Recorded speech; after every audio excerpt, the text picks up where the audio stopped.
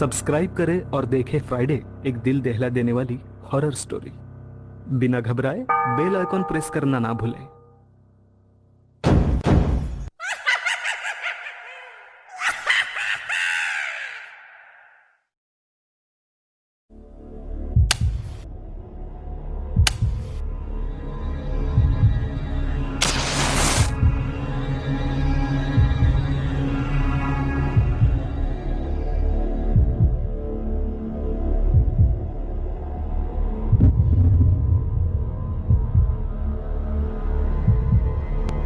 Bloody Mary, bloody Mary, bloody Mary.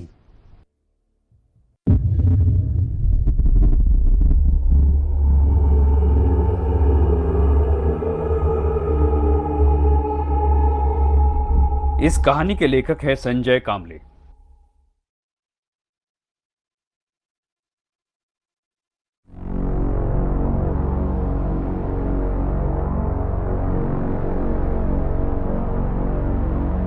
मोमबत्ती की पीली धुंधली रोशनी पूरे कमरे में फैली हुई थी। ऐसे लग रहा था जैसे अंधेरे से लड़ रही हो।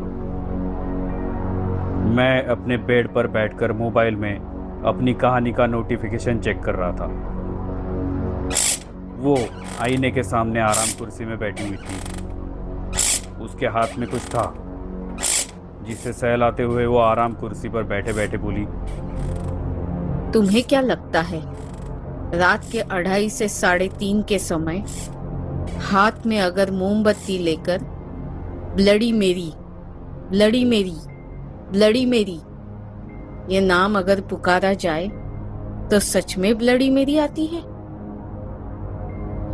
जैसे ही मैंने उसकी बातें सुनी तो मोबाइल में उस कहानी के पेजेस स्क्रॉल करते हुए मैंने कहा, पता नहीं, पर रोज व्हाट्सएप पे और फेसबुक पे उसके बारे में बहुत कुछ पढ़ा है और इस लेखक ने भी तो बहुत कुछ ऐसा लिखा हुआ है, इसलिए सोचा क्यों ना इसे आजमाया जाए। बस इसलिए ट्राई करके देखा। मैंने मोबाइल में झांकते हुए ही उसे जवाब दिया तो वह हंस पड़ी और हंसते हंसते उसने कहा, पागल हो तुम बिल्कुल। ऐसा कुछ किया मत करो, लोग पागल समझेंगे तुम्हें। हाँ, शायद तुम ठीक ही कह रही हो। ऐसा कहकर मैंने अपना मोबाइल बाजू में रख दिया। चलो अब सो जाओ, मुझे भी बहुत देर हो रही है। शायद मुझे अब चलना चाहिए। ये कहते हुए वो चेयर से उठकर मेरे बेड के पास आकर खड़ी हो गई। जैसे ही मैंने उसकी तरफ देखा तो मेरा कलेजा कांपने लगा। मेरी आंखें मानो फटी की फटी रह गई। गरजती बिजलियों की रोशनी में उसकी सड़ी हुई घिनौनी शक्ल देखकर मेरे रोंगटे खड़े हो गए। मैं डर के मारे चिल्लाने वाला था। उतने में बहुत जोर से आवाज हुई और मैं नींद से जग गया। कलेजा जोर जोर से धड़क रहा था। पूरा शरीर डर के मारे पसीना पसीना हो चुका था।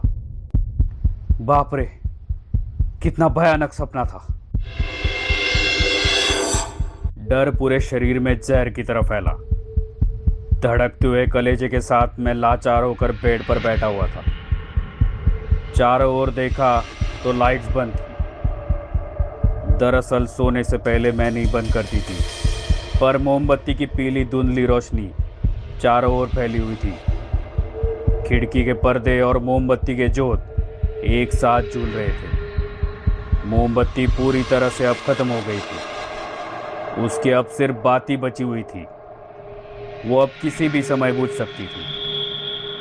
उस मोमबत्ती के रोशनी में आईने के टूटे हुए टुकड़े चमक रहे थे। शायद वो आवाज आईने के टूटने की थी। ये सोचकर मेरा शरीर कपकपाने लगा था।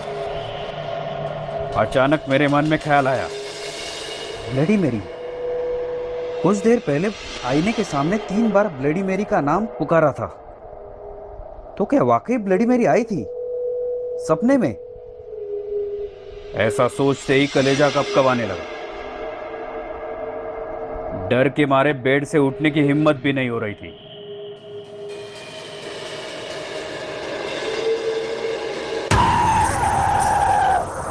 क्योंकि अगर किसी ने बेड के नीचे से मेरे पैर पकड़ लिए और अंदर खींच लिया तो, पर उठना तो पड़ेगा ही, क्योंकि मोमबत्ती कभी भी बुझ सकती है। और अगर ऐसा हुआ तो पूरे कमरे में खौफनाक अंधेरा छा जाएगा। और फिर ये सोच के ही मेरा माथा पसीना पसीना हो गया था।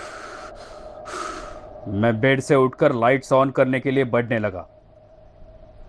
खुद के घर में यूं चोरों की तरह आगे बढ़ रहा था।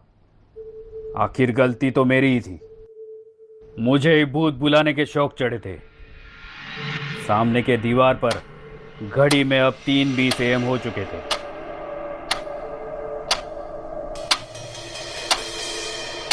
मोमबत्ती बुझने से पहले लाइट्स ऑन करता हूं। क्या लाइट चली गई? ओह, मोबाइल भी बंद हो गया। चार्जिंग करना ही भूल गया। अब क्या करूं? आज घर पे कोई नहीं, इसलिए ब्लडी मेरी का एक्सपेरिमेंट किया था। लेकिन ये सब क्या हो रहा है? क्या करूं? दरवाजे से बाहर भाग जाऊं?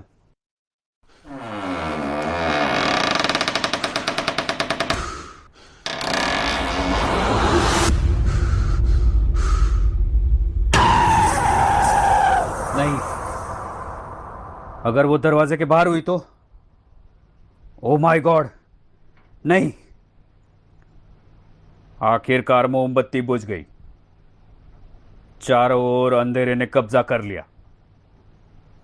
चारों ओर सिर्फ और सिर्फ काला गहरा अंधेरा था। सिर्फ घड़ी के सेकंड की आवाज चारों ओर घूम रही थी।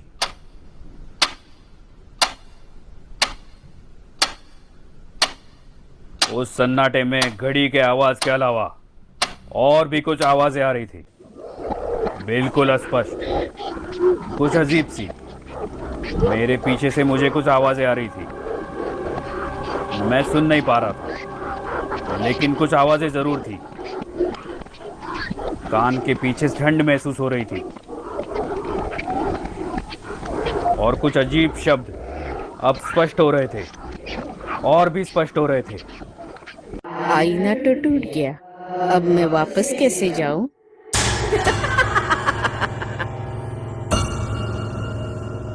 ये कहानी आपको अच्छी लगी हो तो हमें सब्सक्राइब करें। हमारा इंस्टाग्राम और फेसबुक पेज जरूर फॉलो करें। अगर आपके पास ऐसी ही कोई कहानी हो तो हमें कमेंट बॉक्स में भेजें।